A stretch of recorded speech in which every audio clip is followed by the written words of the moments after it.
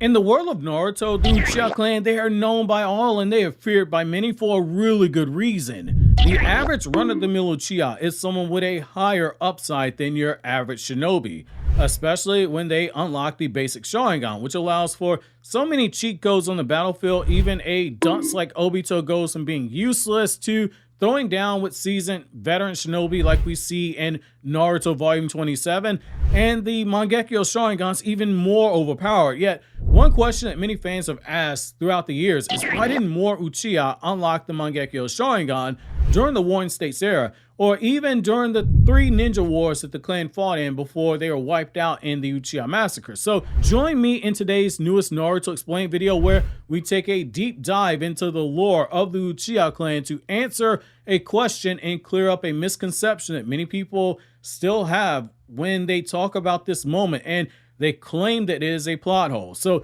let's get the elephant in the room out of the way. Is this a plot hole? The answer, quite frankly, is no. And this is, once again, one of those instances where fans, they throw around the phrase plot hole when it doesn't really apply in this instance, because the story literally gives us an answer to the question. So why isn't this a plot hole? You're probably curious, so allow me to explain. When an Uchiha awakens the Mangekyo Sharingan, something that comes as a result of them having undergone severely traumatic experiences which cause the chemicals in their brains to change, which in turn further changes the chakra in their optic nerves. Oftentimes when this has happened, it has come as a result of an Uchiha witnessing the loss of someone that is near and dear to them, and it has most often been as a result of their death. This has led to members of the Uchiha Clan believing wrongfully that they need to be the one responsible for the death of a close loved one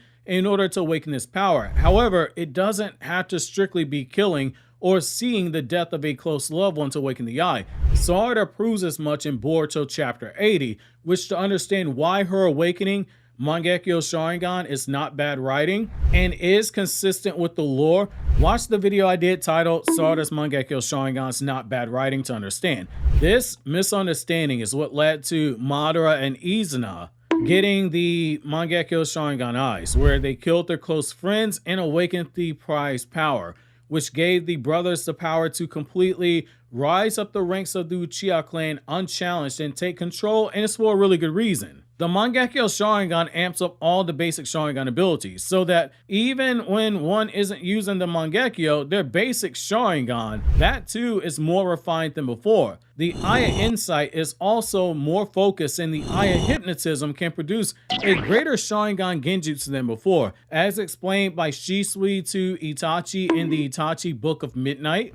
Users get one specific eye for each power, which led to many Uchiha attempting to unlock the Mangekyo by killing close friends. So basically, not the anime and only the manga, only 8 Uchiha out the entire clan have ever awakened the Mangekyo Sharingan. And that's counting the ancestor of the Uchiha clan, Indra Otsutsuki himself, since Indra did have the Mangekyo in the manga. So if extreme trauma is what is needed to awaken the Mangekyo, and throughout history, sad trauma has been closely associated with seeing the death of a loved one, then why didn't more Uchiha have the eye during the Warring States era, where you had people like Hashirama, the John Wick of Uchiha slayers, running around killing Uchiha, and you had Tobirama, who took the battles with the Uchiha very personally?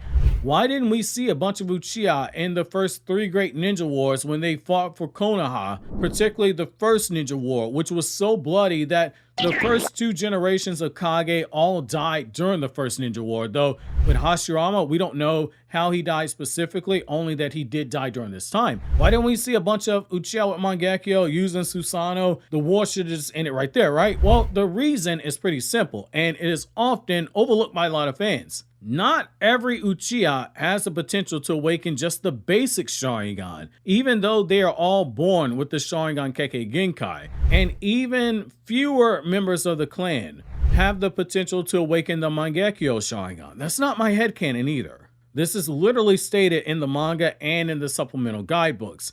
During Naruto chapter 12, it is directly stated to us that the Sharingan Eye is limited to only a small number within the clan. In Naruto chapter 224, it is said that only a certain number of clan members had the potential to awaken the Mangekyou Sharingan, which Naruto volume 42 further alludes to powers like the Mangekyou Sharingan and the Eternal Mangekyou Sharingan being rare powers. Powers that Uchiha had attempted to get and not all of them could. That's very similar to what we have in Boruto Naruto Next Generations with, say, the Karma Seal, where we're told it's not as simple as an Otsutsuki just finds some random person to give a karma to in order to make a vessel for resurrection. You have to choose the right person. There's a reason Jigen killed over 20 kids before he found someone like Kawaki who was compatible with Ishiki's Karma Seal.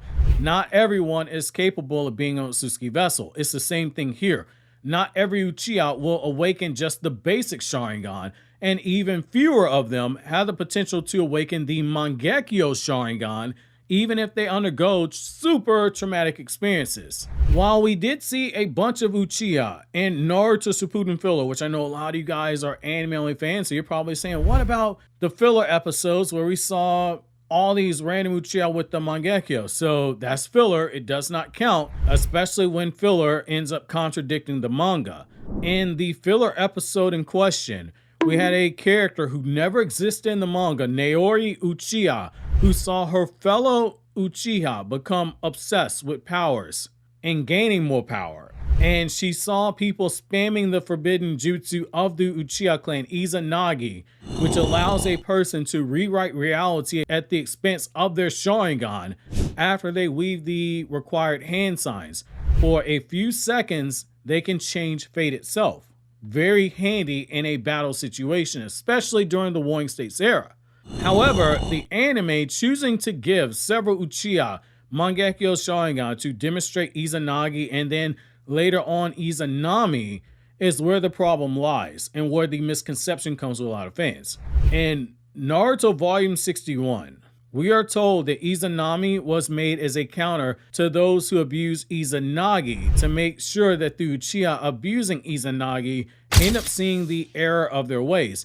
However, this has led to a misunderstanding that in order to use these jutsu, the Izanagi and the Izanami, the user has to have a Mangekyo Sharingan. This is not the case. This has never been stated to be the case. You only need to weave the required hand signs for Izanagi in order to perform it, which that has only added to the misconception that we have here that there were a million billion Uchiha running around with Susanos, because all of them had the Mangekyo Sharingan, when in reality, this was never the case. Obviously, if you enjoyed this video, consider subscribing and checking out more videos from Naruto Explained by clicking over here on the left, or click over here on the right to check out this video from my Anime Explained channel, where I talk about non-Naruto content in the form of chapter reviews, explained videos, video essays, and so much more.